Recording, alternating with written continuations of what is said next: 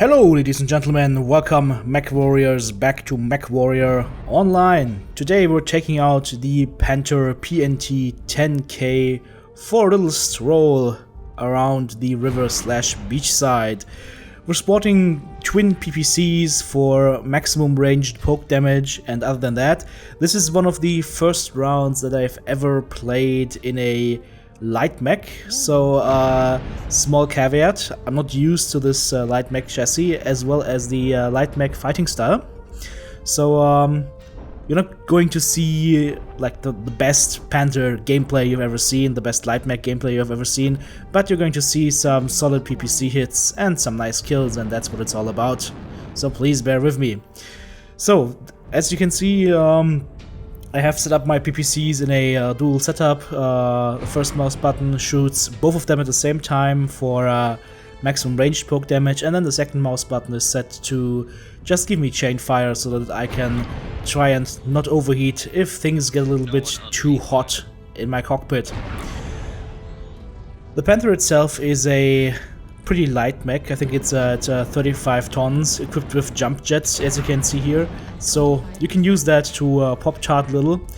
The problem with the PPCs is though that the projectile that's being shot is pretty large, and it basically gets stuck on anything that it touches, so you have to be very careful when shooting with PPCs. You need a lot of free space, so that you don't hit your teammates or that you don't hit just the environment. So as you can see right here, the king crab over there, we're trying to take him out. Not that much of an effect, of course, because his armor is pretty thick, but that's fine. I think the goal for us here is to try and whittle down the enemies.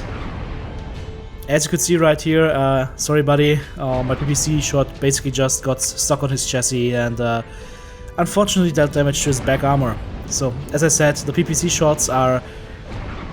You can actually think about shooting PPCs as shooting with trucks, yeah? Wide load. You need some space in between.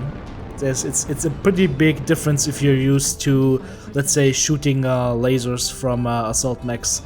The other thing is with the Panther, the PPC arm, or the arm where the PPCs are mounted in, is pretty low, so you have to be at least a little bit above cockpit level in order to be actually able to hit something. So that's something you need to keep in mind as well with this.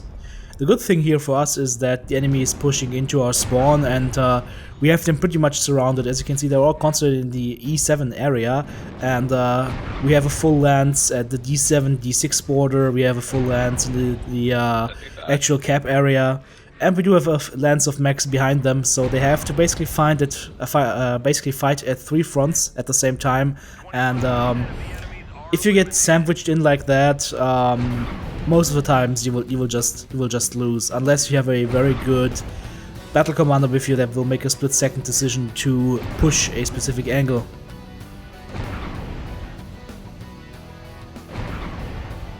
Yeah, and there we overheated, but it's fine. The good thing with the normal PPCs as opposed to the ER PPCs is that they don't overheat you as quickly.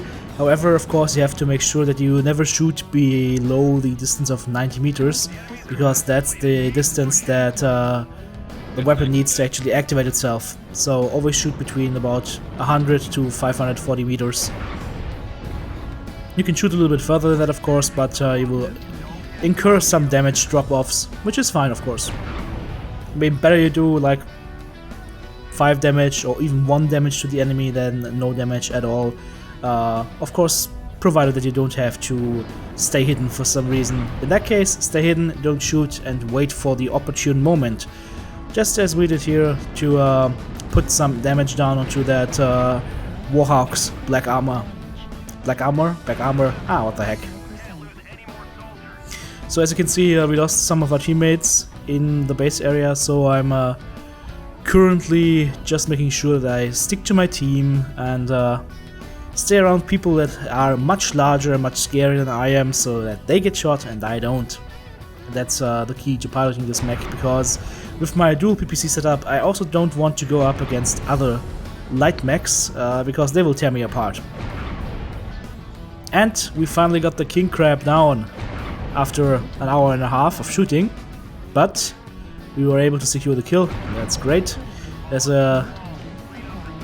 another centurion coming in, but unfortunately we don't manage to take him down. We took down his buddy, however, so that gives us another kill on our kill counter. So at this point I'm pretty happy. I mean, as a noob light mech pilot sitting at 2 kills, I think that's fine.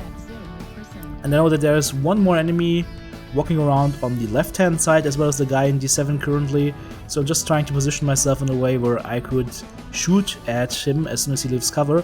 But the problem with that is that I've come to realize that being able to use jump jets and jump onto buildings is a double-edged sword. Yes, you get a lot of good visibility onto the battlefield, but you also stick out like a big ass shoot me now sign to the enemy team, so you have to be very careful, because if there is let's say a battle master or something with ER large lasers or large pulse lasers, he's gonna tear you apart in like 1 or 2 shots.